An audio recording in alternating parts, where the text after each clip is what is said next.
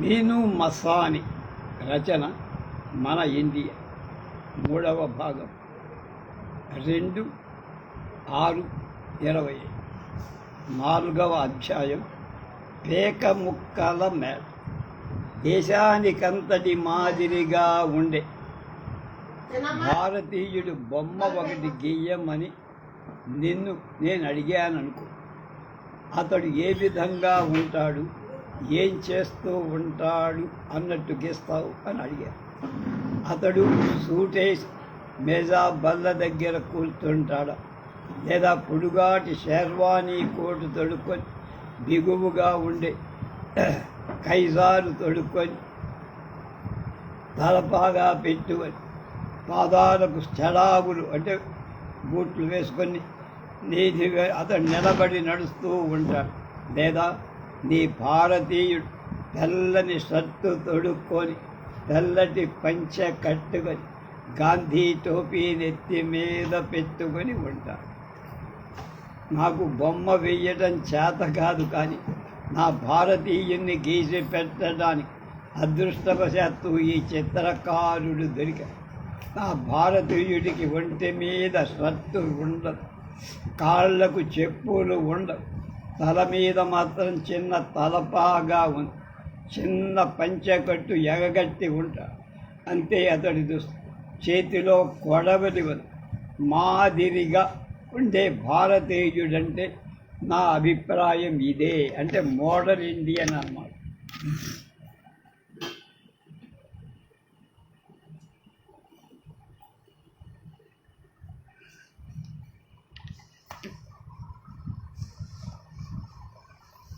భారతీయుల ప్రతినిధులుగా 10 మంది వరుసగా నిలబెట్టితే వారిలో 7 నా భారతీయుల్లాగానే అంటే పొలం దున్ని వ్యవసాయం చేసేవాడు, 8వ వాడు ఫ్యాక్టరీలో కార్మికుడు, 9వ వాడు దుకాణదారుడు గుమాస్, 10వ వాడు వర్తకుడు, భూస్వాము, లీడరు, డాక్టర్. 10 ఏళ్లకోసారి గవర్నమెంట్ వారు నీ పేరేమిటి, నీ వయస్సు ఎంత, నీ వృత్తి ఏమిటి అని మనందరినీ ప్రశ్నలు వేస్తారు. దాని ఏంటి సెన్సస్ అంట. ఈ ప్రశ్నల ఫలితమే పైన చెప్పిన విషయం. ఇలాంటి విచారణకు జనాభా అంట. 1941లో జనాభా జరిగింది, జ్ఞాపకం ఉందంటే జనాభా సెన్సస్ జరిగింది.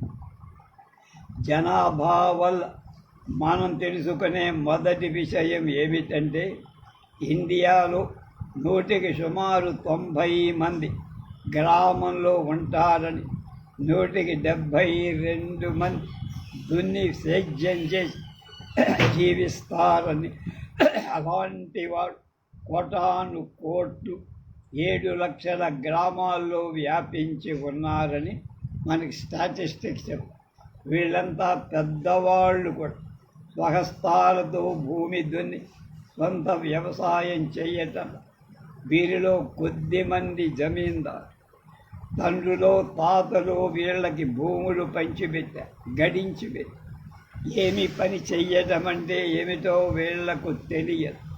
కొందరు వీరి నౌకరు వ్యవసాయదారుల దగ్గరకి శిస్తులు వసూలు చేస్తూ మరికొందరు చిన్న భూస్వాములు. వీళ్ళు గ్రామంగా స్వయంగా కొంత పని చేసుకుంటారు, కానీ తమకు సహాయం కోసం కమతగాళ్ళని పెట్టుకుంటారు పనివాళ్ళు. గ్రామాల్లో నివసించే చాలామంది మాత్రం చిన్న రైతు. వాళ్ళ భూములు వాళ్ళే దున్నుకుంటారు. ఎవరో ఒక భూస్వామి దగ్గర కుదురుకొని పనిచేసే భూమి లేని కూలి వాళ్ళు చాలామందే ఉన్నారు. గ్రామాల్లో భూమి లేని కూలి వాళ్ళ సంఖ్య నానాటికి పెరుగుతారు. ఇండియాలో భూమి మీద వ్యవసాయదారులు 1000 మంది ఉంటే భూమి లేని కూలీల వాళ్ళు 291 అని 1921 సంవత్సరంలో లెక్కలు చేయలేదు. 31లో 407 దీన్ని బట్టి తేలే సారాంశం ఏమిటంటే ముగ్గురు వ్యవసాయదారులలో ఒకరికి పైగా భూమి లేనివాడు రోజుకు 3-4 గణాల కూలికి పనిచేసేవాడు. అన్ని దేశాలలో ఇంతమంది ఈ విధంగా భూమి దున్ని జీవించేవాళ్ళు ఉన్నారనుకుంటున్నారా? లేదు. చాలా దేశాల్లో కేవలం ఇంత ఎక్కువ మంది జనులు గ్రామాల్లో ఉండటం లేదు. కేవలం ఇంత కొద్ది మంది పట్టణాల్లో కూడా ఉండటం. ఉదాహరణగా అమెరికా సంయుక్త రాష్ట్రాల వంటి దేశాలు చాలా మనం తీసుకో. అక్కడ 125 మంది అంటే 4వ వంతు జనం మాత్రమే వ్యవసాయం, 110 మంది మాత్రమే సేద్యం చేసే దేశాలు కూడా ఉన్నాయి. వాటిల్లో ఇంగ్లాండ్ ఒకటి. అక్కడ జనం చాలామంది నగరాల్లో పట్టణాల్లో ఉంటూ ఫ్యాక్టరీల్లో షాపుల్లో ఆఫీసుల్లో పనిచేస్తూ ఉంటారు. ఒకప్పుడు ఇలా చాలా కాలం కిందట కాదు, ఇంగ్లాండ్ కూడా ఇండియా లాగానే పల్లెటూళ్ళ దేశం. గడిచిన 300 సంవత్సరాలలో మాత్రం బ్రిటిష్ వాళ్ళు ఫ్యాక్టరీలు పెద్ద నగరాలు విడివిడిగా అంటే స్పీడ్గా కట్టుకున్నారు. మీ చరిత్ర గ్రంథాలు చెప్పిన పారిశ్రామిక విప్లవం అంటే ఇండస్ట్రియల్ రెవల్యూషన్ ఇంగ్లాండ్లో అప్పుడు జరిగింది. ఇంత విప్లవం అని దీన్ని పెట్టడానికి విచిత్రంగా ఉంది. ఎందుకంటే విప్లవం అంటే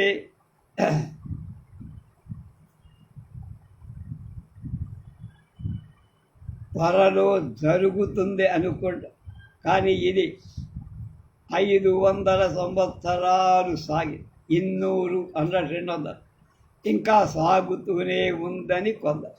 అయితే ఇండియాకు కూడా అటువంటిది ఇంకా సాగుతూనే పొందాల్సింది.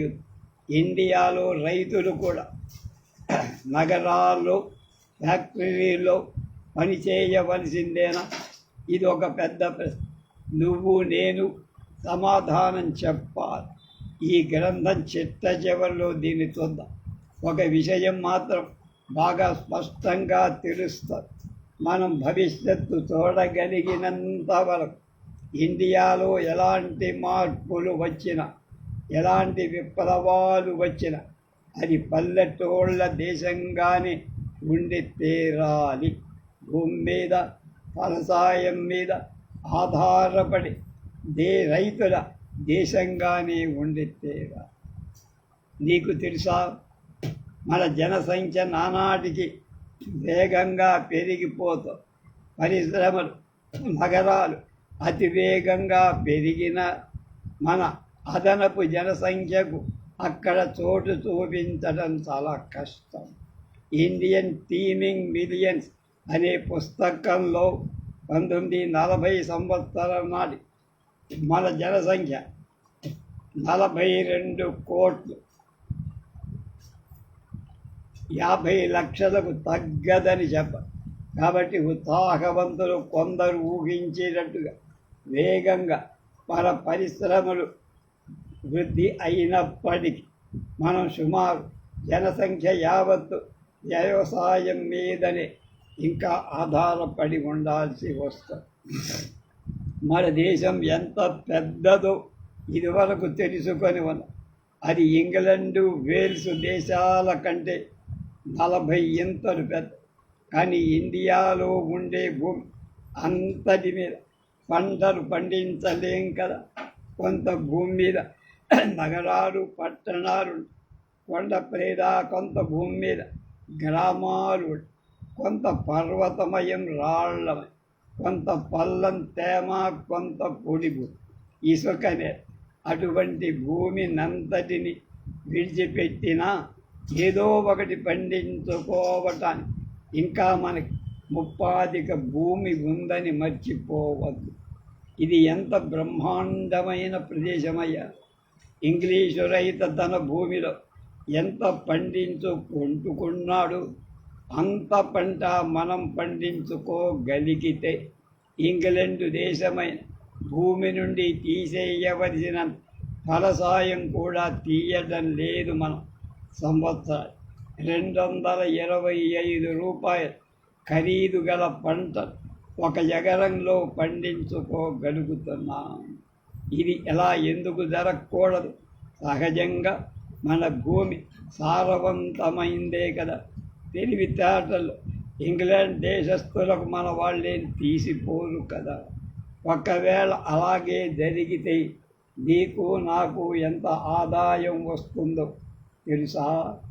మన జనసంఖ్యలో ఒక్కొక్కరి సాలుకు 1 సంవత్సరానికి 278 రూపాయలు ఆదాయం వస్తుంది. అంటే రోజుకు 12 అణాలు. 5గురు కుటుంబానికి రోజుకు 3 రూపాయల 12 అణాలు ఆదాయం ఒక్క భూమి నుండి వస్తుంది. దీనికి పరిశ్రమల నుండి వచ్చే లాభాలు, ఖనిజాల ప్రయోజనం, పశువుల పని పాటు కూడా కలుపుకోవాలి. ఇక్కడ మనకి ఇష్టం లేని విషయం ఒకటి జ్ఞాపకం వస్తుంది. 5గురు కుటుంబం గల సామాన్య హిందూ దేశస్థులు యావత్తు ఆదాయం రోజుకి రూపాయి కంటే కొంచెం తక్కువ. అది మనం గుర్తుపెట్టుకో.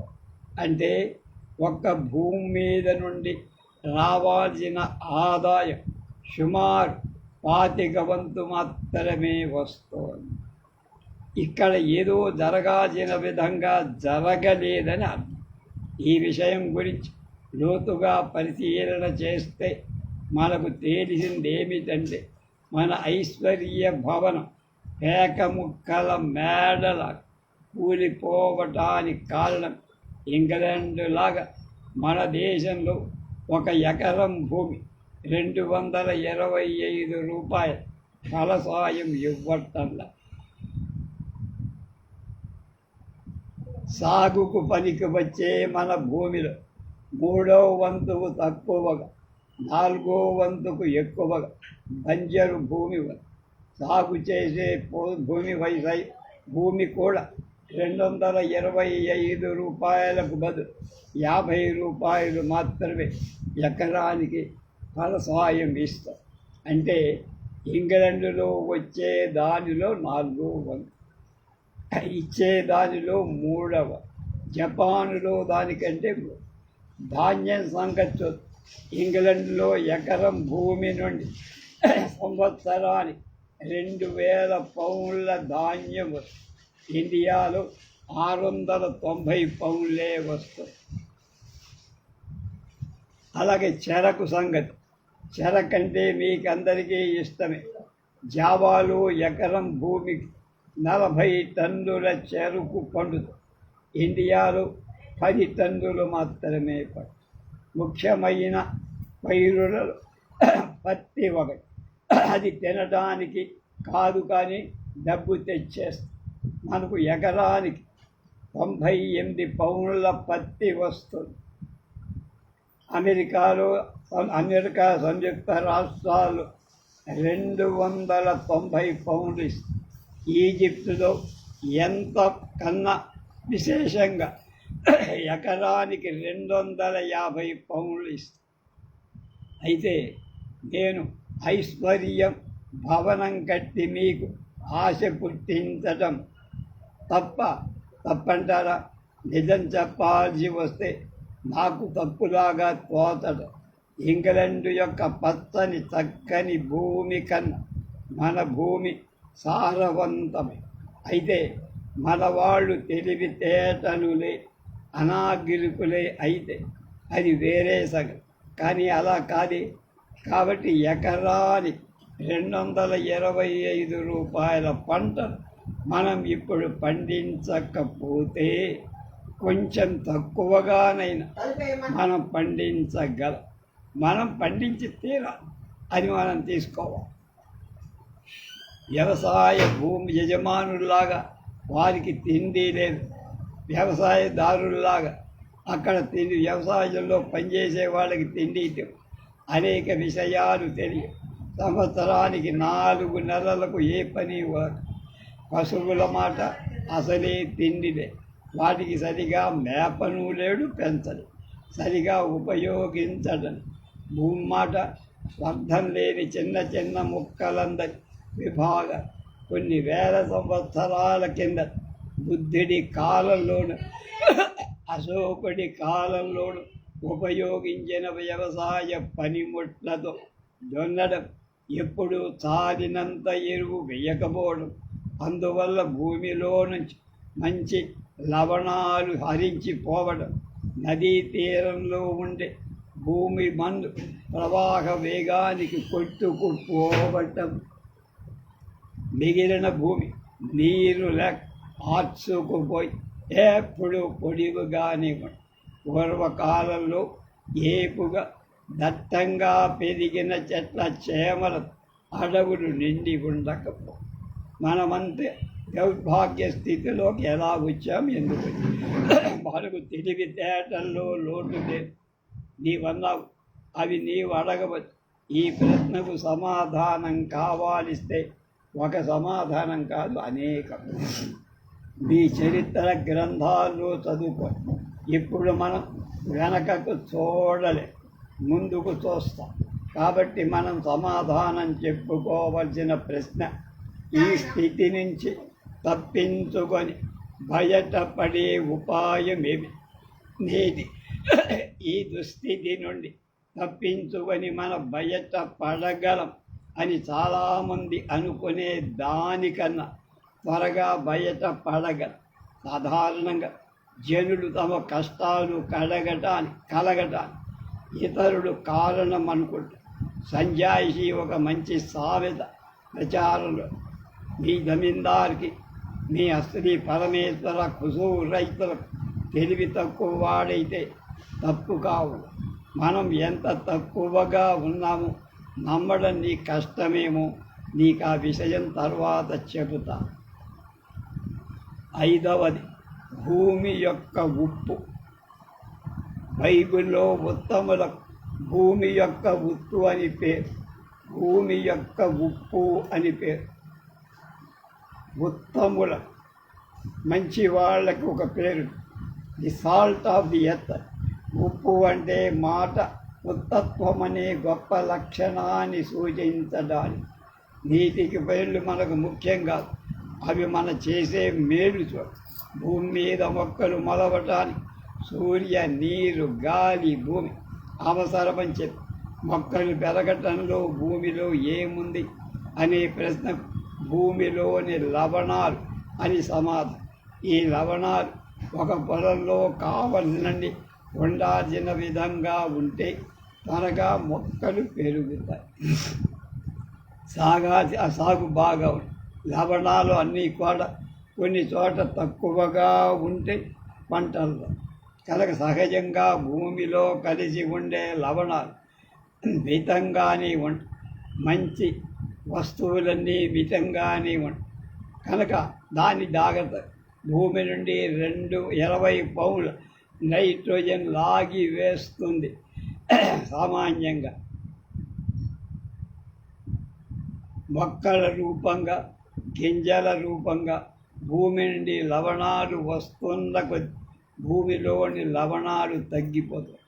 లవణాలు తగ్గిన కొద్దీ పైర్లకు లా ఆఫ్ డిమినిషింగ్ రిటర్న్స్ అని ఈ ధర్మానికి పేరు. ఇది ఫలక్షయ ధర్మం. ఈ 20వ శతాబ్దంలో అసలు మన భూమి నుండి ఫలసాయం ఎలా వస్తుంది, ఎట్లా వస్తుంది అని మీకు అనుమానం రాదు.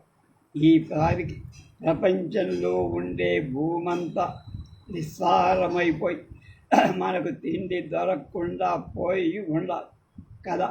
ఈ ఊహ పూర్తిగా ఒక మాదిరిగా అంతా జరిగి ఉండేదే కాదు.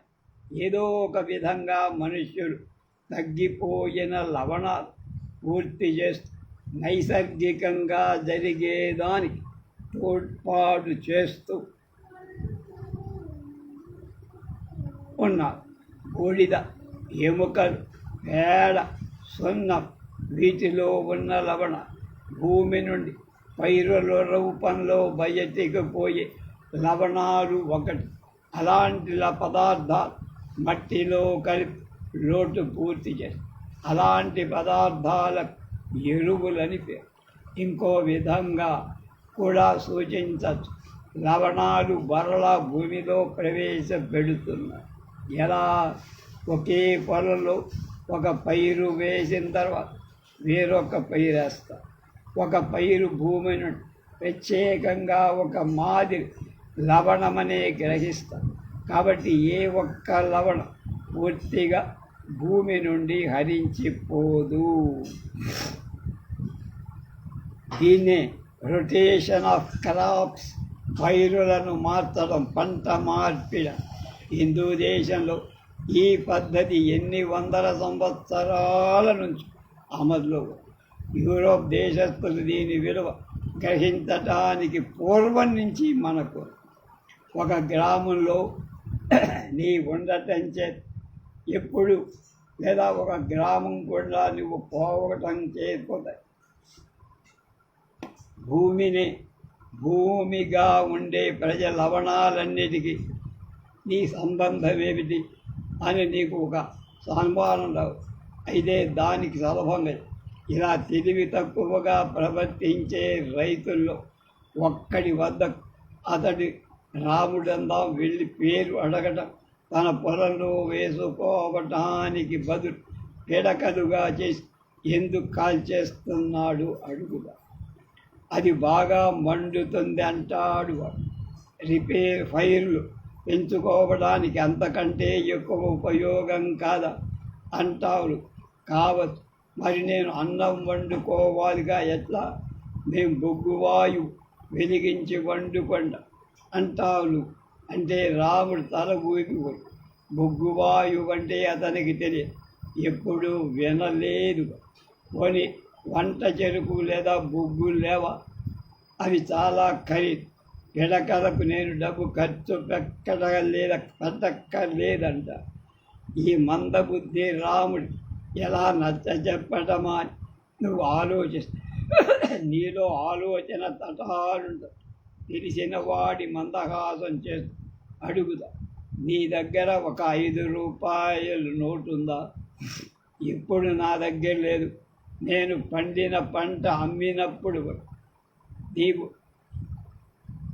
పొయ్యిలో వేసి మంట పెడతావా అని అడుగుతా. ఎందుకు మంట పెడతా? ఎంత తెలివి తక్కువ అంటూ రాముడు నీ తెలివి తక్కువతనాన్ని గట్టిగా నవ్వుతా. ఎందుకది తెలివి తక్కువ అని నువ్వు అడగకుండా ఉండవు. ఎందుక 5 రూపాయలంటే ఎన్నో వస్తువు దేను కొనుక్కోవచ్చు కదా అంట. అవును కదా, నువ్వు జయసూచక తగలబెట్టడానికి కాకుండా వేరే మంచి విధంగా నువ్వు నీ గొడ్ల పేడను ఉపయోగించుకుని మట్టిలో పేడ కలిపి వేస్తే 2-3 రెట్లు అధికంగా పైరు ఫలిస్తుందిరా. నీకు పొయ్యిలో కావలసిన వంట చెరుకు ఇంకా ఇతర వస్తువులు కొనుక్కోవడానికి ఎన్నో 5 రూపాయల నోటు నీకు వస్తాయిరా. ఈ విషయం మనసుకు నీకు తెలీదా?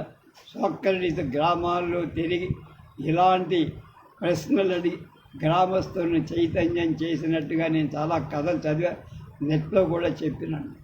నువ్వు చెప్పిందంతా బాగానే ఉందయ్యా, కానీ నేను ఎరువు తవ్వి వెయ్యాలి, కొనోట్లు మెల్లిగా వచ్చి పడుతూ అలాగా. కానీ నేను ఎరువు తవ్వి వెయ్య, పైరు ఫలించాలి, తర్వాత 5 రూపాయల నోటు మెల్లిగా పడతారు. ఈ లోపగా ఇంట్లో పొయ్యి మండుతూ ఉండాలిగా, మండలో ఉన్న అన్నం ఉడకాలిగా. ఏమిటి సాధనం చెప్పు అని అడుగుతాడు వాడు. అక్కడికి వచ్చేసరికి మనం చెప్పడానికి సమాధానం దొరకదు. కాబట్టి కొంతసేపు రాముణ్ణి వదిలి ఎరువులను వంట చెరుకుని గురించి కొన్ని విషయాలు నేర్చుకోవడానికి నేర్చుకున్నాక మళ్ళీ ఈ సమస్య. మొట్టమొదటి మనం తెలుసుకోవాల్సిన విషయం, పేడలు నానా లవణాలు ఉన్న భూమికి కావాల్సినంత లవణాలు ఇంకా ఎన్నో ఉన్నాయి. అంటే ఆవు పేడ పూర్తిగా ఎరువు కాదు. మనం నేర్చుకున్న వేరొక పరిచయం ఏంటంటే ఎరువు వేయటం వల్ల రసాయనికంగా మార్పులు భూమిలో కలుగుతాయి. కనుక వేర్వేరు ఎరువులు వాడిన ఏం జరుగుతుంది తెలుసుకోవడానికి ఎన్నో ప్రయోగాలు చేస్తాం. మన వ్యవసాయ విషయ ఎరువు ఎంత గొప్ప ప్రయోజనమో మీరు గ్రహించడానికి 2 ప్రయోగాల గురించి చెబుతా. 1 ఎకరం భూమి ఉంది. ఎరువులు వేయనప్పుడు 1374 పౌండ్ల ధాన్యం, 2174 పౌండ్ల గడ్డి వస్తువు. ఎరువు పేడను వాడిన తరువాత అదే భూమి 3556 పౌండ్ల ధాన్యం, 4779 రూపాయల గడ్డి. ఇది ఆశ్చర్యంగా లేదా? ఇంకా ఆశ్చర్యపడాల్సిన విషయాలు, పేడకు బదులు ఎముకల పిండి సూర్యకారం తర్వాత వాడగా ఇంకా గొప్ప పంట వచ్చి 4380 పౌండ్ల ధాన్యం, 6178 పౌండ్ల గడ్డి వచ్చి ఆ ఎకరమే పూర్వం ఉన్న 3 రెట్లు అధికంగా పండింది. కనుక పత్తి పండే 1 ఎకరా భూమి ఇంతకంటే అధికంగా ఆశ్చర్యంగా ఫలించింది. ఎరువు లేకుండా 50 పౌండ్ల పత్తి పండే, 4 టన్నుల పేడ ఎరువు వేయగా 80 పౌండ్ల పత్తి, 112 పౌండ్ల సోడా నైట్రేట్, 112 పౌండ్ల సూపర్ ఫాస్ఫేట్, 112 పౌండ్ల నైట్రేట్ కైనైట్ వేయగా 150 పౌండ్ల పత్తి. వెంబట వేరుశనగ పిండి, సూపర్ ఫాస్ఫేట్, కైనైట్ ఒక్కొక్కటికి 224 పౌండ్ల చొప్పున కలిపి ఎరువు వేయగా 200 పౌండ్ల పత్తి పండి, అంటే 4 రెట్ల ఫలసాయం.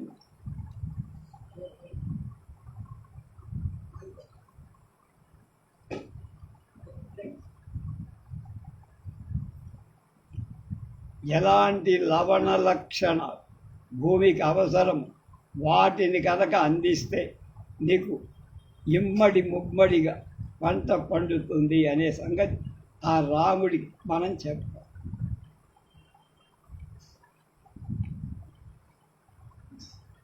ఇండియాలో సాగుకు పనికి వచ్చే భూమిలో సుమారు 5వ వంతు భాగ్యవంతమైన అడవులతో ఉంది.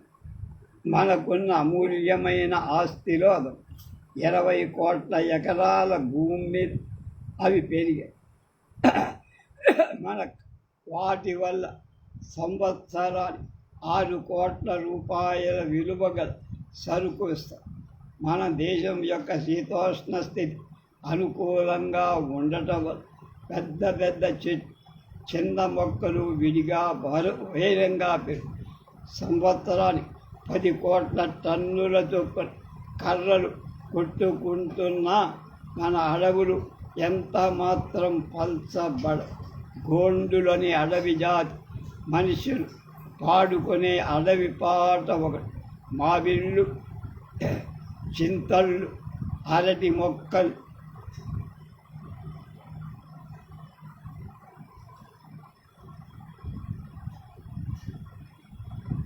సాతించు కొమ్మల్లి పళ్ళగుత్త, మందారములు పలువాటింకయ్య మన ఇంటి నిండాను మంచి పువ్వు.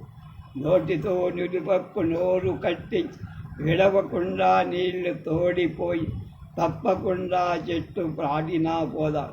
అడవిలో పెరిగే వృక్షాలు 3 దేవుణ్ణి మాత్రమే వృక్షాలు చూడు, దేవుణ్ణి మాత్రమే నమ్ముకుంటు. అవి కాడ వెన్నటికి అవి వాడవు ఎన్నటికి చావ వెన్నటికి పెరుగుతూనే ఉండు అడవిలో చెట్టు. ఈ మీను మసానీ రచన మన ఇండియా తెలుగు చేసింది అచ్చమైన తెలుగు చింతా దీక్షితులు. మన అడవులన్నీ హిమాలయ పర్వతాల్లోనే ఉన్నాయి. రాజస్థాన్లో సింధు రాష్ట్రం కొన్ని భాగాలు అడవులే లేవు. మొత్తం ఇండియాలో మొత్తం సాగు భూములు. అక్కడి పంట చెరుకు సప్లై చేసే అడవులు 100 మైళ్ళ దూరం కంటే ఎక్కువగా లేవు.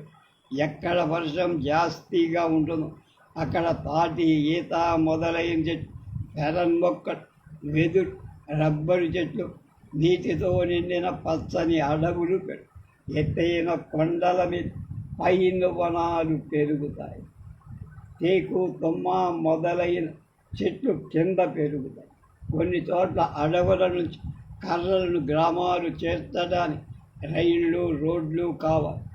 వాటికి 80 పాళ్ళు పంట వృద్ధి అయినట్టయితే అవసరమైన రైళ్ళు, రోడ్లు వేయడానికి అయ్యే ఖర్చు కలిసి వస్తుందని ఒక ఇంగ్లీష్ ఇంజనీర్ రాసి, ఎరువు వేసినట్లయితే పంట 20 రెట్లుగా 200 లేక 300 రెట్లు పెరుగుతాయని మనం గ్రహించాలి.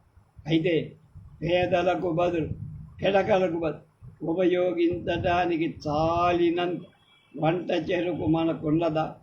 చిన్న లెక్కేసి చూస్తే ఈ ప్రశ్నకు జవాబు సామాన్యంగా గ్రామంలో ఉండే ప్రతి ఒక్కరికి కొన్ని పశువులు. రాముడి కుటుంబం 5గురికి కలిపి 5 పశువులు.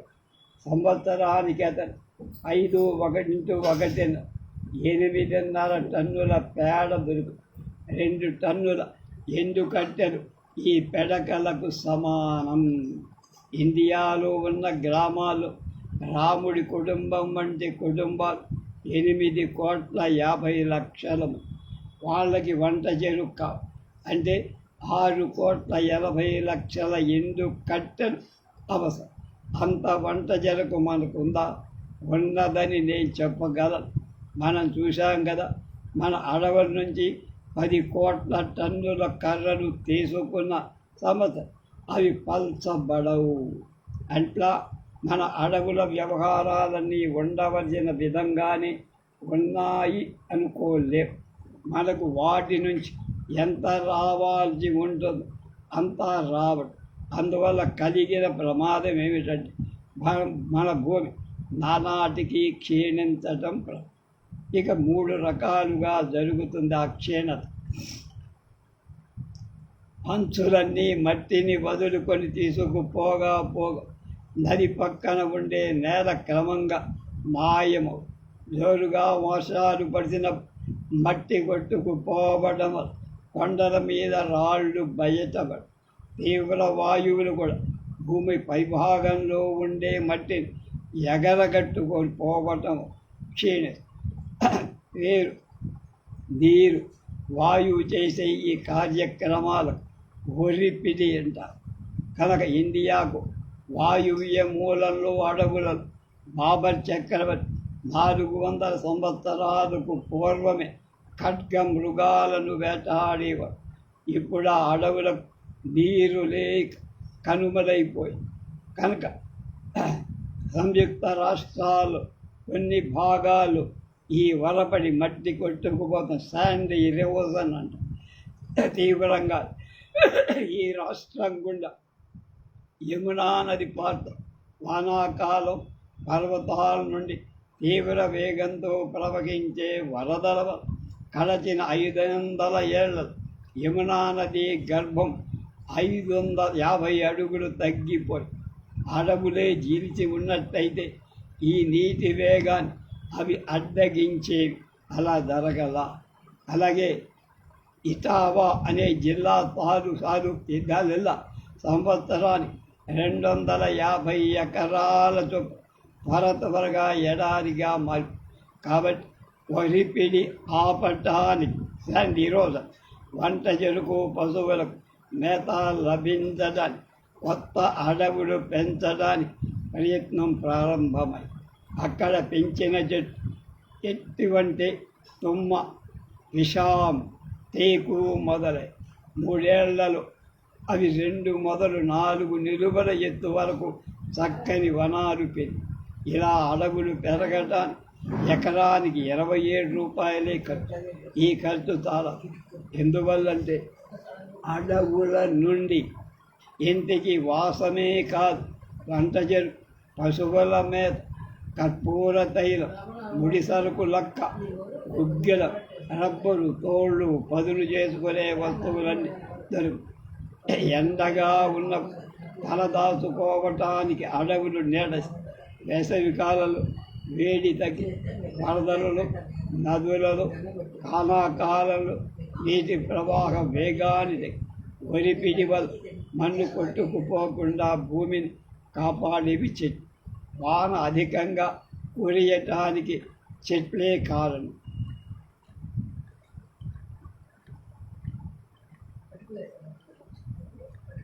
అడవి సరుకు నుండి అనేక విధాలైన వస్తువులు తయారవుతున్నాయి.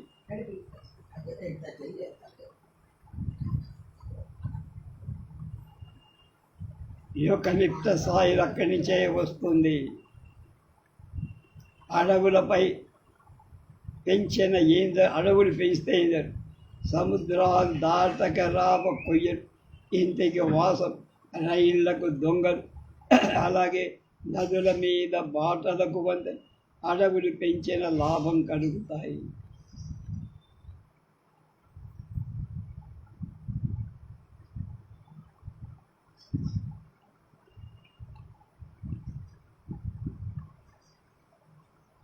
కనుక అలాంటి సందర్భంలో పూర్వం కన్నా ఎక్కువ భవిష్యత్తు పరంగా ఉంటారు కనుక. కానీ కొన్ని సందేహాలు, చెట్లు పెంచడానికి కొంత భూమి ప్రత్యేకంగా ఉండాలి. అలా ఉంటే ఎవరైనా ఒకరు ఆధునిక ఇప్పుడు ఇచ్చినట్లయితే అన్నిటికంటే పెద్ద షరతు మంచి పంట కావాలి. కాలవర్ష పర్జన్యుడు అనుగ్రహిస్తే అలా ఎందుకంటే నీళ్లు లేక ఎండి చెట్లు ఏమాత్రం పెరగ, భూమిలో ఎరువు వేసిన మాత్రం లాభం కనుక మనం అతని దానిలన్నీ సర్వమానవ ప్రయత్నాల వల్లనే సాధ్యమవుతాయని చెప్పినట్లయితే అతడు సంతృప్తి చెందుతాడు. రేపు కొన్ని సందేహాలు, సమాధానాలు 6వ అధ్యాయం.